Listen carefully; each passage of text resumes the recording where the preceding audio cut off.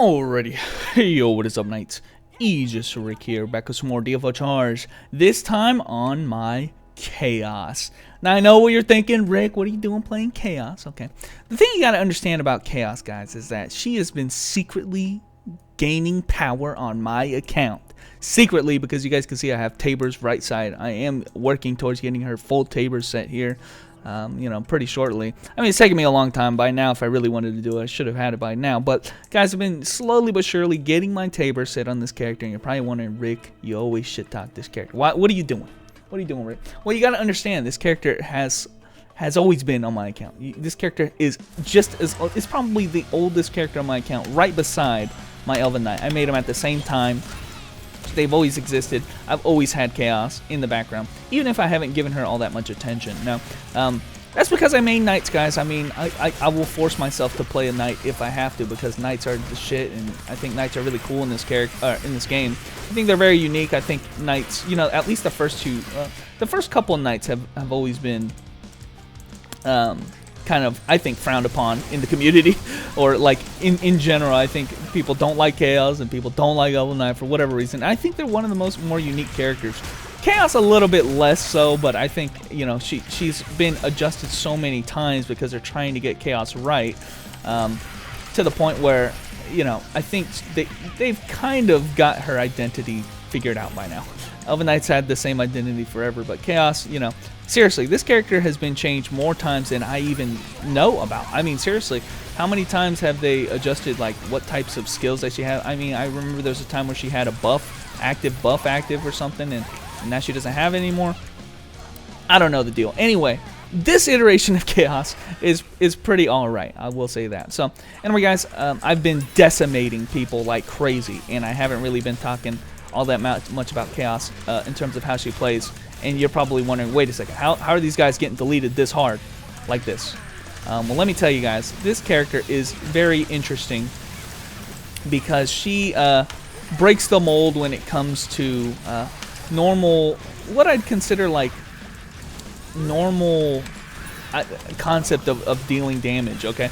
She deals her damage based on sacrificing or utilizing her Scummins. Now, the Scummins don't really, I mean, they're not really...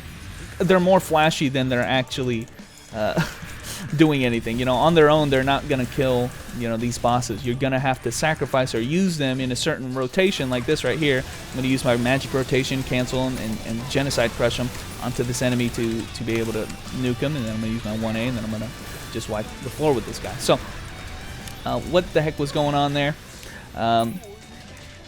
is something that I think you're going to have to just look very closely, okay? I'm only really utilizing a couple skills to dish out most of my damage. Those are basically those last three skills that I use back to back is how I'm doing most of my damage. When I want to kill trash mobs, I think she has a great kit of skills to be able to kill trash mobs as well. So, make sure I'm actually casting all the buffs I should be. There is a separate buff I should be casting here. Okay, there you go. I also get a little bit of damage buff right here. I should be using that. Anyway, whatever. The Chaos play, it can be suboptimal and you still dominate like that. So, I think she has a great suite of skills to kill normal trash mobs like this. Like, using that skill right there can kill all these trash mobs. Using that skill right there, the fancy twist, can kill all these trash mobs. And then when you actually want to kill some serious bosses, that's when you drop down the really big, skills like this, like the Geno. Throw the Geno down, throw the...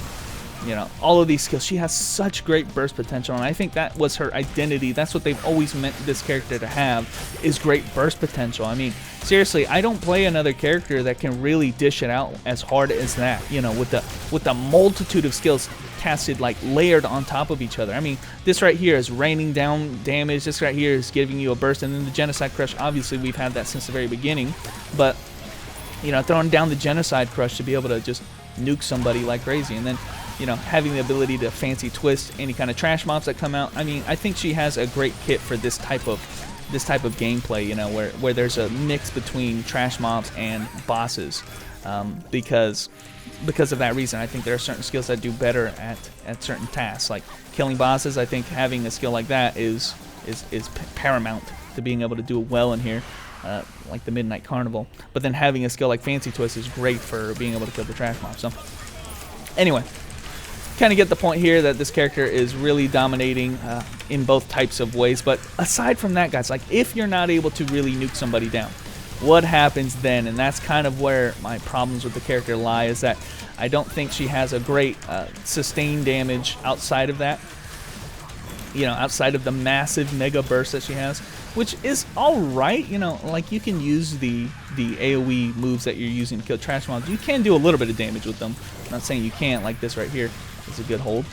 Bad time to use it, but it is a good hold. So you see just the difference between when you have your big burst skills on cooldown and when you don't. So hopefully I can get my actual rotation this time. And you can see how much damage can come out. I do need the Geno to be able to do the max. Okay, here you go. And this is it. So you can just see the difference between that first run and the second run when you don't have some certain skills available. Just how much, you know, the sustained damage is just not there. You're not going to be able to do comparable damage with your sustained damage as you are with that burst rotation. So I think it's just... This character is crazy. What can I say? This character is nuts when it comes to that. But I think perfect kit for Tabers. Let me tell you, I've had the easiest time in Tabers that I've ever experienced with this character, because, you know, her dual nature of trash mob killing and this kind of stuff is just out of this world. So I probably don't need to do much else from that. The Geno. Oh, never mind. Able to do, yeah, a little bit, just a little bit extra to do that. Now this one right here also does a lot of damage. The final attack, I usually pair it up with the Genocide Crush, just to get that final boom on there. Well, you can see the cooldowns are also pretty comparable. I mean, we're talking the same cooldown amongst those skills, so you're kind of, you know, leaning towards casting those skills in a rotation anyway. So now hopefully they're available when you're trying to kill the boss you're trying to delete. But go ahead and take care of these guys and then hit them with this laser skill for the final. And okay. And that saves at least a couple skills to be able to hit them with the Genocide Crush proper. In my case, you know, throw this right here. In my case, I mean, you know, maybe I'm not playing this character to the optimal ability right here, but I think this character really excels at that burst rotation type of gameplay, you know.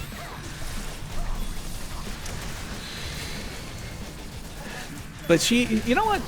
Something about this character, she seems a lot more frantic than she is, you know. She's just running around. These guys are doing constant DPS. You think, oh god, okay. You think that this character would be a lot more like frantic, like doing a lot of chip damage, when really the summons are kind of, I hate to say it, but they kind of feel like they're just for show.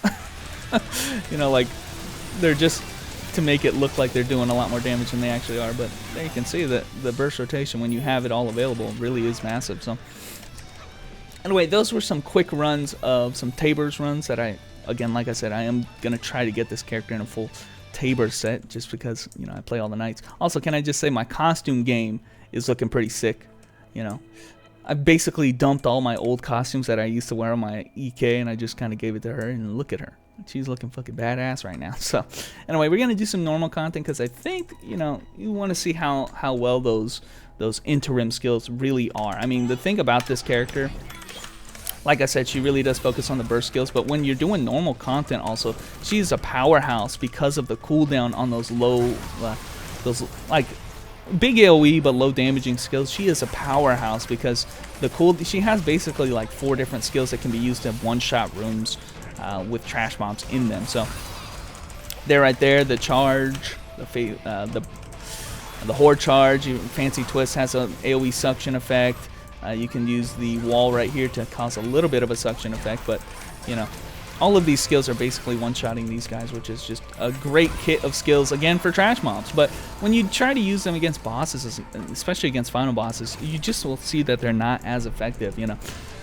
You're kind of wasting, anytime you're not casting the Geno and all of that, you're just wasting time, because that's where you're really going to get all of your damage, which that discrepancy between the burst is what I keep mentioning about this character, is what I notice with this character, is that, damn, I just hate when those skills are on cooldown, because I can't do anything.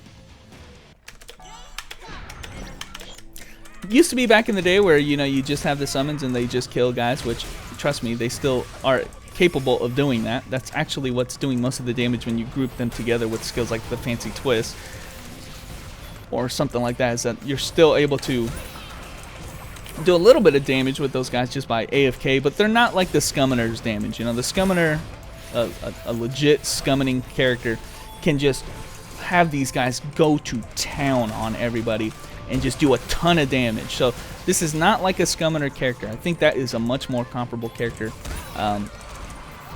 to somebody who does a lot of damage, like sustained damage. Scummoner is probably the best sustained damage character in the game. This character is definitely not that. She is a burst type character. So if you're the type of person who likes doing burst damage, then you know, this character's, I think, going to be for you. Because, like I said, I don't think I've had an easier time doing content with this character. She's also a fixed damage character, so if you're the type of person who doesn't like to invest a lot in reinforcement, she just has to refine her weapon to +8, and she's going to be a lot stronger. So, yet another reason why I was able to easily gear this character and easily do harder content and start farming up, you know, Tabor solo like the fastest I've ever done it, because she's a fixed damage character. And doesn't have to worry about, you know, spending a whole lot of money on that. So anyway, that being said, guys, do I really like Chaos all that much? I mean, she's a knight character, so I gotta like her some amount, but I don't think there's enough here for this character to really take off for me. You know, like I always say, you know, complexity, or, you know, some type of skill curve or learning system with the character. I mean, she does have a lot of different buffs that she has to maintain. She gets a little bit of a buff when she hits her own minions with the resonance buff. She has this buff right here, which the charisma buff. She gets a little bit of damage buff off of the, whenever she uses the sky sword. You guys can see these buffs are activating right here. You get a defense buff right here.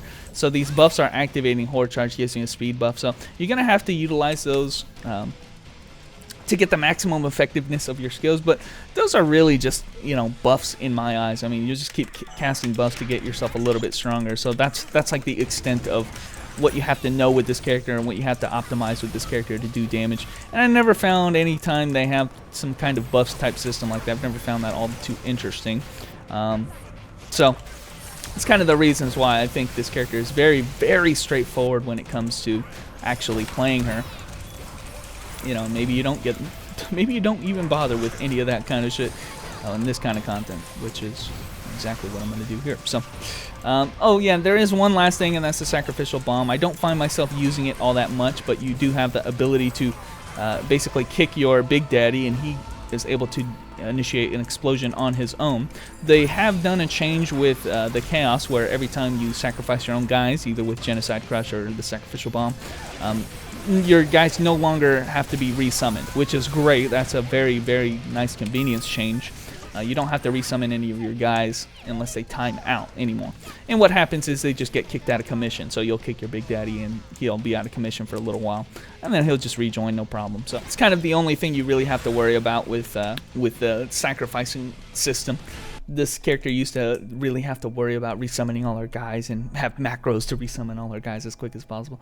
Also, I don't remember the last time I made a chaos video, but the last time, you know, I don't remember having a system where you can summon all of your magic units and all of your physical units all at once, which is exactly what's happening here. I just press, you know, 2 different skills and they're all summoned right away. So all of these things are very nice, you know, quality of life changes. But aside from that, you know, the actual gameplay, what I actually care about the character, has not changed with this character for a long time, honestly. I think she feels exactly the same.